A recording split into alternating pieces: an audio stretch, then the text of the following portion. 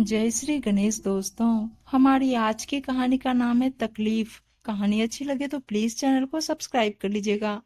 अब शुरू करते हैं कहानी।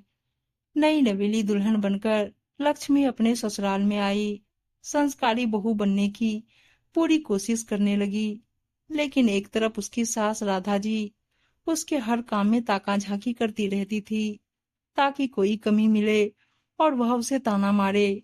लक्ष्मी की शादी को 6 महीने हो गए थे। एक दिन लक्ष्मी का उपवास था। उपवास खोलने के लिए जैसे ही वह रसोई में गई तो देखा दोपहर का सारा खाना उसके लिए बचा ही नहीं। बहुत तेज भूख भी लगी थी, कुछ खाने का मन कर रहा था। उसने सोचा कि खाना तो अभी लेट बनेगा, फ्रिज में आम रखे हैं, वही खा लेती हूँ। एक आम निकाल कर खा ही रही थी, तभी पीछे से सासू माँ की आवाज आई, क्या खा रही हो बहू? लक्ष्मी अचानक किए इस सवाल से डर गई। उसे ऐसा लगने लगा कि उसने चोरी की हो। डरते हुए उसने पूछा, आप तो सोने चली गई थी ना, नींद नहीं आई क्या मम्मी जी? अरे बहू, इस बुढ़ापे में नींद कहाँ आती है। और तेरी पायल की आवाज सुनी तो देखने चली आई कि तू क्या कर रही है। ऐसा पहली बार नहीं था। जब भी लक्ष्मी रसोई में आती, सासू माँ उसके पीछे चली आती। लक्ष्मी को अपने ही घर में चोर होने का एहसास होने लगा। लक्ष्मी के साथ ऐसा कई बार हो चुका था। उसे हर वक्त ऐसा लगता था कि वह जहाँ भी जाए सासू माँ जासूस की तरह उसके पीछे पड़ी हुई थी।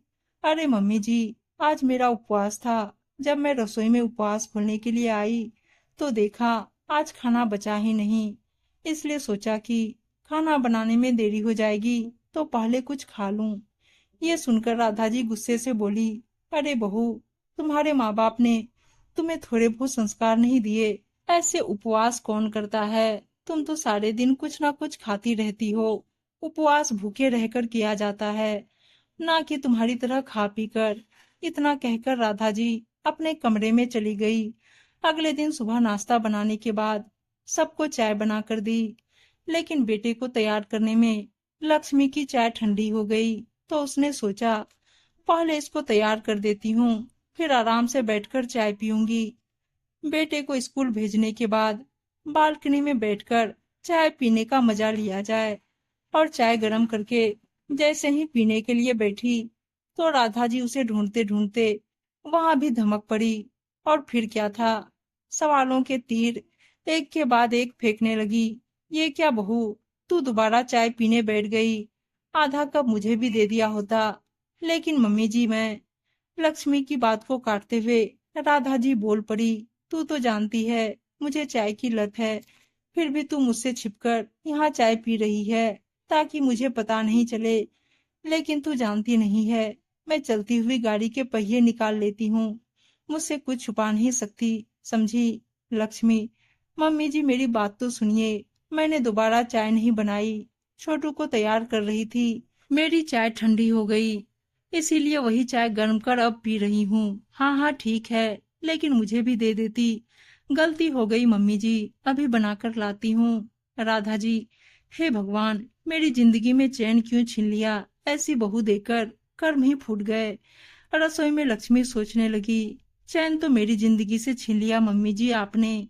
अब हर समय जेलर की तरह आपके सामने जी हजूर हाजिरी लगाती हूँ। दोपहर को जब लक्ष्मी की माँ का फोन आया, फोन की रिंग सुनकर सासू माँ कमरे में आ गई। बहू, किसका फोन है? कौन बात कर रहा है? लक्ष्मी ने कहा, माँ का फोन है। फिर क्या था? राधा जी ने अपना आसन वहीं जमा लिया। बात खत्म होते ही, बहू तेरी माँ क्या बोल रही थी? लक्ष्मी बोली, हाल चाल पूछ रही थी। नहीं बताना है तो मत बता, 15 मिनट से हाल चाल ही पूछ रही थी और तू तो बस हूँ किए जा रही थी। लक्ष्मी के सब्र का बांध टूट रहा था। सासू माना हुई, ये तो जग्गा जासूस हो गई। ये ना कि वहां से हट जाए, बस मेरी जासूसी करती रहती है और मुझ पर सवाल दागती रहती है। लक्ष्मी ने सोचा, मैं अपने पति विवेक से ये समस्या बताऊं और दिल हल्का करूं, लेकिन उधर से भी कोई सहानुभूति की उम्मीद न थी। हर दिन यही चलने लगा। बहू कहाँ हो? नहा रही थी माँ जी। कितनी देर तक नहाती है?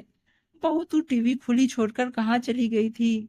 लक्ष्मी को याद आया कि वो तो नहाने से पहले टीवी बंद करके गई थी, फिर टीवी खुली कैसे है? इसका मतलब ये सब सासू माँ ने किया है।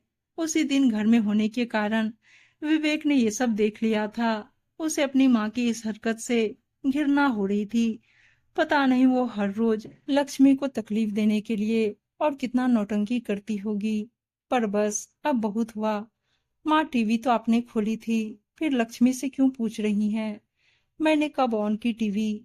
तू ज्यादा अपनी बीवी की वकालत मत कर, समझा? माँ मैंने खुद आपको टीवी ऑन करते देखा और आपने लक्ष्मी का नाम लगा दिया। न जाने रोज आप और क्या क्या नौटंकी करती होंगी लक्ष्मी को तकलीफ देने के लिए। राधा जी को समझ आ गया था कि उसकी चोरी उसके बेटे ने पकड़ ली है। अगर और ज्यादा कुछ बोली तो बेटे से हाथ धोना पड़ेगा। उसने तुरंत बहू और बेटे से माफी मांग ली। बहू ये तेरा घर है, आज से तू अपने हिसाब से रहेगी, अपने नाम के अनुसार ही इस घर की लक्ष्मी बन के रहेगी। लक्ष्मी को आज मन से शांति मिल रही थी कि आज उसके पति ने उसका साथ दिया। शादी के बाद से आज पहली बार लक्ष्मी दिल से मुस्कुराई थी। लक्ष्मी ने संस्कारी बेटी और आदर्श पत्नी बनने के चक्कर में अपने माता पिता और पति से अपनी तकलीफ छुपाए रखा। न जाने इस जमाने में ऐसी कई बहुएं हैं जो अपनी सास की जासूसी को बर्दाश्त कर रही है। उम्मीद है दोस्तों कहानी अच्छी लगी होगी और अच्छी अच्छी कहानियां सुनने के लिए चैनल को सब्सक्राइब और वीडियो को लाइक शेयर जरूर कर दीजिएगा। धन्यवाद दोस्तों।